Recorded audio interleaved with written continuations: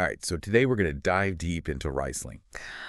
Yeah, Riesling. It's a grape that really, I think, shows off it like does. where it comes from. You know what I mean? Absolutely. It's all about that terroir. Terroir driven. Yeah. And you sent us a whole bunch of stuff about Yes. two really important Riesling regions. Hugely important. The Mosel The most. in Germany, Yes, and then Alsace over in France. that's right. And I'm really excited to kind of like Yeah. compare and contrast them because, when I think of Riesling, I Yeah. think of a sort of a light, delicate, sometimes a little sweet white wine, This but can be. it seems like there's a lot more to it Oh, there's so much more to it. than just that. So much more. When people say, oh, all Riesling tastes the same, I just want to shake them and say, no, no, no. There's such a range Yeah. from bone dry, like you say, all the way through to those luscious, sweet wines. And then just the aromas. Oh, my goodness. It's like a fruit basket exploded. You've got your green apple, your peach, sometimes tropical fruits, and then this citrus zest, these floral hints. I do love that kind of like the minerality. The minerality, absolutely, like a wet stone, almost a saline edge sometimes. Yeah, yeah. And then if you're lucky enough to taste a really aged Riesling, Yes. you get this. Some people say it's petrol, some say kerosene. Oh, But it's this fascinating aroma that really develops as the wine matures. that's so cool. Yeah, it's a complex wine. It is. So to really get into that, like you said, it's all Yeah. about terroir. We got to talk about those two regions. Exactly. So the Mosel, first of all, I mean, just visually, the Stunning. pictures, it's so dramatic. It is. Those incredibly steep vineyards, just cascading down to the Mosel River. Right into the water. Yeah, and they're all on these slate slopes. Which we'll get into, yeah. Yeah. And then Alsace, which is like, Completely different. yeah, what is it like over there? Well, Alsace has this incredible history of winemaking going back centuries. Wow. And the soils there, it's not just one thing, it's a real patchwork. You've got granite, limestone, sandstone, all sorts. It's like a mosaic. It really is a mosaic of soils, and that comes through in the wines. Yeah, I'm excited to get into that. Yeah, it's fascinating stuff. So let's start with the Mosel in Germany. Yeah. And the sources you sent, it seems like Riesling has been grown there Forever. like forever, like since Roman times. Pretty much. They found evidence that they were growing grapes back then, and Riesling probably came along not that long after, but it really took hold in the Middle Ages. Okay. And what's amazing is you have these families who have been making wine in the Mosel for generations. Wow. Generation after generation. Yeah, it's more than just a job to them. It's part of their identity, their heritage. That's amazing. And the climate there, it's not exactly sunny California, is it? No, not at all. It's a cool continental climate. Yeah. One of the coolest in Germany, actually. So how do the grapes even ripen? Well, that's the thing. Because it's so cool, the growing season is longer. Oh, The grapes ripen slowly, okay. and that slow ripening allows those amazing complex aromas to develop. Right. And the grapes naturally have a higher acidity because of that cooler climate. And the Mosel River itself, does that affect things? Massively. The river acts like a giant temperature moderator. It helps to prevent those really damaging spring frosts. That makes sense. And then you've got these, well, we talked about the steep vineyards. Yeah. They're all south-facing to maximize the sun exposure. Like catching every ray. Absolutely. It's all about making the most of what nature gives you. Right, right. So slate. You got to talk about the slate. The slate. Like Mosel Riesling's best friend, right? It really is. I Yeah. mean, think about it. Slate has this amazing capacity to absorb heat during the day and then slowly release it back to the vines at night. Oh, that's clever. Yeah, it's like Yeah. a natural heating system. Yeah. And it's also very well draining, which is crucial for vines. So the roots don't get soggy. Exactly. But the most important thing about slate is that it gives the wines this unique minerality. So when you say minerality, you don't mean like, Not like chewing on rocks, no. well, It's more of a sensation, a texture. Gotcha. It can be a bit salty, sometimes flinty, almost like you're licking wet stones. I can almost taste it. Yeah, it's this kind of like almost electric edge that adds a whole other dimension to the wine. I love that.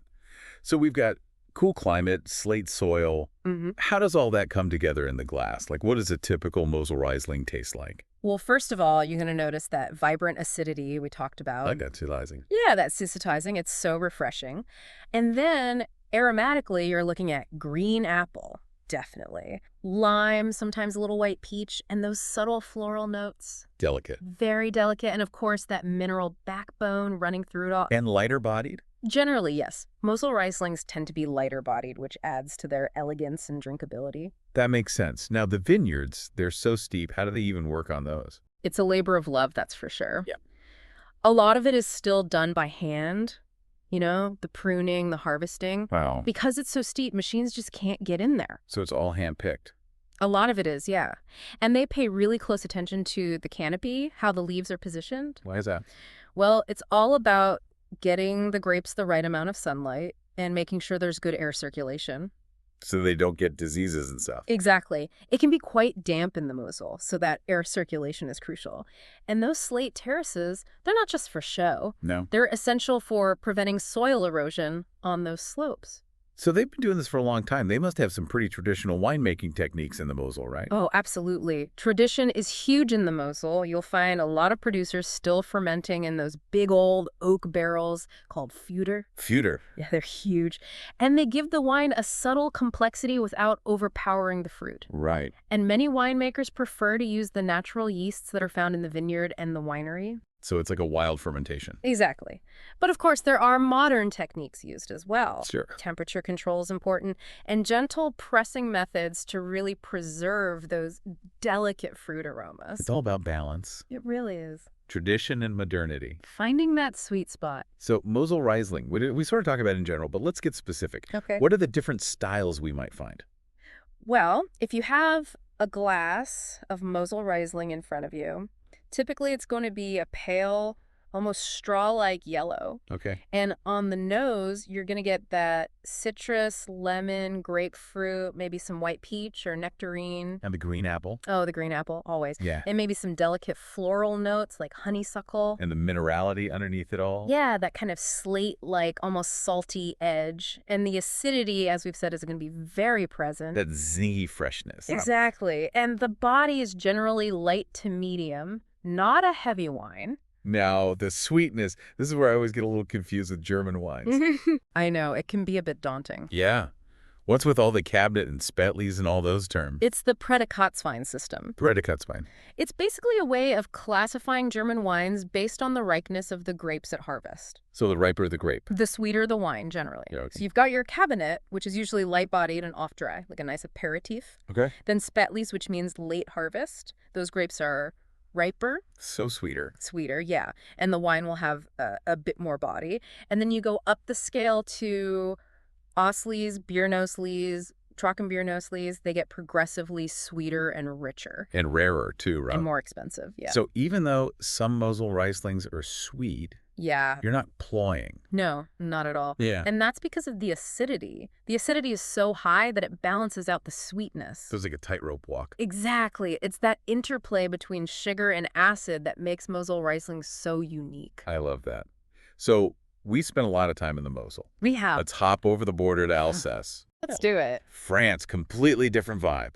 Different vibe, different style of Riesling. Yeah, but also a long history. Massive history. Riesling has been grown in Alsace since at least the 15th century. Wow. And it's really considered the king, or I guess the queen, of white grapes there. And they do things differently over there. They do. Alsace Riesling is known for being dry, Okay. with that high acidity we've talked about, but also very aromatic, complex. I've heard that the minerality is different, too. It is. Because of the different soils in Alsace, you get a different expression of minerality. Right. And the wines are often built to age. They have a real structure to them. That's interesting. So let's talk about the terroir. Terroir. First of all, the climate. Much different than the Moselle. Yeah, Alsace is a semi-continental climate. Yeah. So it's generally warmer and drier than the Moselle. And why is that? Well, the Vosges Mountains, they run along the western edge of Alsace, Okay. and they create a rain shadow. So they block the rain. They do. They block a lot of the rain that would otherwise fall in the vineyards. So the grapes get more sunshine. More sunshine, riper grapes. And the ripening is more consistent, right? It is, yeah. Because you don't have those big fluctuations in temperature that you get in the Moselle. And what about the difference between the daytime temperature and the nighttime temperature? That's important, too. How so? Well, in Alsace, you have a bigger difference between the daytime highs and the nighttime lows. Okay. And that actually helps to develop those intense aromas in the grapes. So it's like they're getting a workout. Kind of, yeah. They're working harder to produce those aromatic compounds. Fascinating. So the soil, this is where Alsace gets really interesting, right? It does. It's not just one type of soil, like the slate in the Moselle. Right. It's a real mix. You've got granite, limestone, sandstone, you name it. Mosaic of soil. A mosaic, exactly. And each of those soils brings something different to the wine. So a Riesling grown on granite will taste different from a Riesling grown on limestone. Exactly, and that's part of what makes Alsace Riesling so exciting to explore. Yeah, it's like a whole world in one region. It is. You can really taste the difference that the soil makes. And you mentioned the Vosges Mountains. They do more than just block the rain, don't they? They do. They also create these microclimates within What Alsace. does that mean, microclimates? So within the region, you have these little pockets where the conditions are slightly different. Right. Maybe one slope gets more sun than another, or one area is more sheltered from the wind. So even within Alsace, there's a lot of variation. Huge variation. Right. And that's reflected in the wines. Each vineyard, each village can have its own unique character. Wow, that's amazing. So vineyards in Alsace, are they as crazy steep as the Mosel? Generally, no, the slopes are gentler in Alsace. So is it all machines then? Not necessarily. There's still a lot of handwork involved, especially in the top vineyards. So it's a mix. It's a mix, yeah. Yeah. It depends on the site, the producer, their philosophy. Right, right. And there's a big focus on sustainability in Alsace, Yeah. right? Oh, yeah, hugely. More and more producers are adopting organic and biodynamic practices. Which is fantastic. Absolutely. They're really committed to preserving the land for future generations. So into the winery, how do they make Riesling in Alsace? Well, the main goal is to really let the fruit speak for itself. Let it shine Exactly. So they'll typically press the grapes very gently. to get the purest juice, Yes. And then fermentation often happens in stainless steel tanks. to keep those fresh aromas. That's right. Temperature control is very important to ensure a slow, even fermentation. And they don't use oak much, do they? Some producers do, but it's usually neutral oak.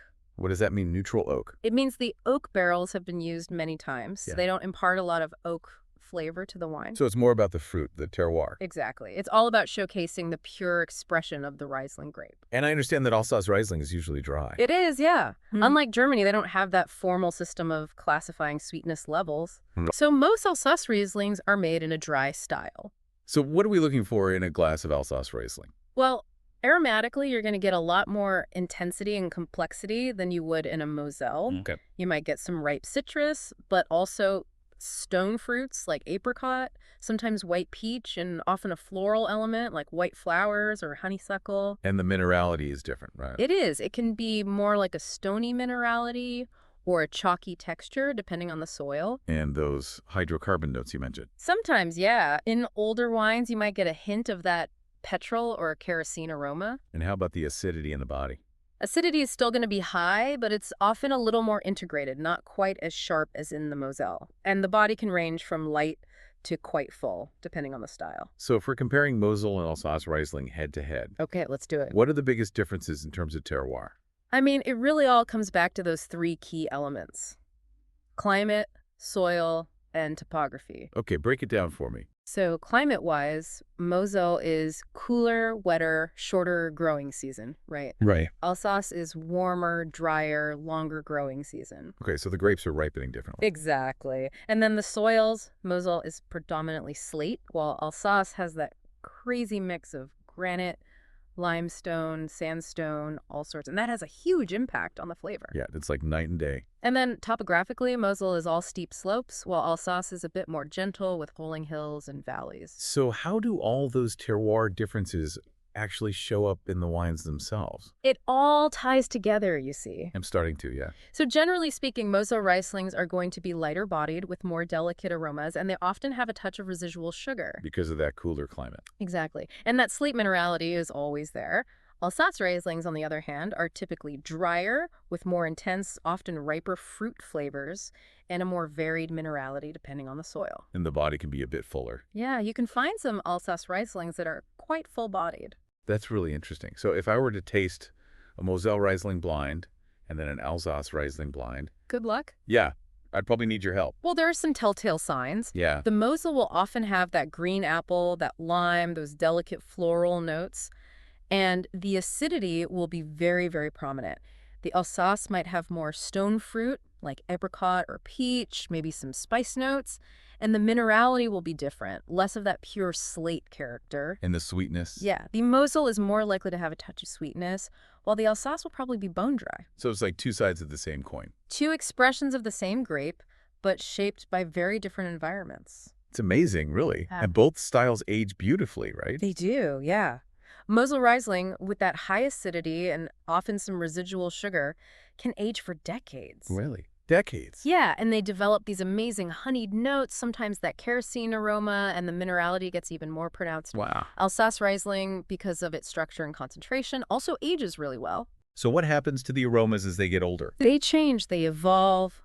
Those fresh fruit aromas become more mellow. You might get some dried fruit notes, some spice, and the minerality becomes more integrated. That's so cool. So if you're cellaring Riesling, any tips on how to keep it happy? Keep it cool, dark, and consistent. Cool, dark, consistent. Got it. Yeah, you don't want any big temperature swings.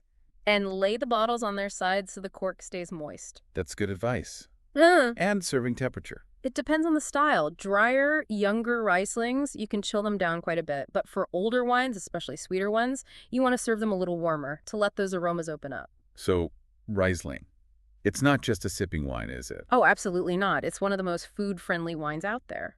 Why is that? Because of that acidity and the interplay between sweetness and dryness. Yeah, explain that to me. Well, the acidity cuts through richness, cleanses the palate, and the sweetness, if it's there, can balance out spicy food, salty food, even some bitter flavors. Like yin and yang. Yeah, it's all about balance. So Riesling with German food? Riesling with French food? What are we thinking? Oh, the possibilities are endless. You know, a light Mosel Riesling with some delicate white fish, or a slightly sweeter one with some spicy Thai food. Oh, I love that combination. It's a classic. And then an Alsace Riesling, you could pair that with richer fish like salmon or roasted chicken, even some pork dishes. What about the classic dishes from those regions? Absolutely. So in Germany, you might have a Spätlese with some Sauerbraten or a Cabinet with some Weisswurst. Oh, that sounds good. And in Alsace, you could pair a dry Riesling with Schückert Garni or a late harvest one with foie gras. Now we're talking. It's all about finding those harmonies. So Riesling in the world, what's its place in the global wine market these days? It's having a moment, you know? It is. People are starting to rediscover Riesling, to appreciate its versatility, its complexity. Why do you think that is? Well, I think there's a growing interest in white wines in general. Yeah, I've noticed that. And people are realizing that Riesling is not just a sweet wine. It can be dry, it can be complex, it can age. It's got it all. It does. And the focus on food and wine pairing has also helped. Because it's so food friendly. Exactly. Sommeliers are putting Riesling on their wine lists. Chefs are creating dishes to pair with it. And the Moselle and Alsace, they're still leading the way, Ray. They are. They're the benchmark, the gold standard for Riesling. What about the future? Any challenges on the horizon? I think the biggest challenge is still overcoming that perception that all Riesling is sweet. Right. It's a battle that winemakers have been fighting for a long time. And climate change, that's a factor for all wine regions, right? It is, yeah. It can affect the ripening of the grapes, the balance of the wines. So they have to adapt. They do. And then there's always competition from other grape varieties. Sure. So Riesling producers need to keep innovating, keep telling their story, keep making great wines. Well, they're certainly doing that in the Moselle and Alsace. They are. They're producing some of the most exciting wines in the world right now. This has been a fascinating deep dive. Yes. I feel like I've learned so much. Me too. It's amazing how much there is to discover about this one grape. So for our listeners out there, if you're intrigued by Riesling, Yeah. don't stop with the Mosel and Alsace. There's a whole world out there. Exactly.